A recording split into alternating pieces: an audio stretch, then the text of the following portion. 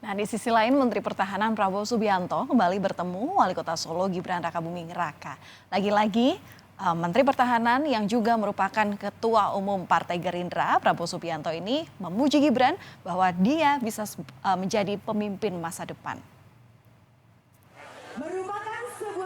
Pujian Prabowo pada Gibran disampaikan saat keduanya berjumpa di acara peringatan Hari Lahir Pergerakan Mahasiswa Islam Indonesia di Benteng Fassenberg, Solo, Jawa Tengah.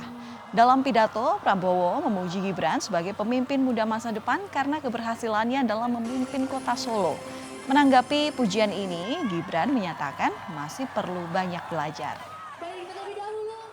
Saudara, ini pemimpin hari ini dan pemimpin masa depan. Itu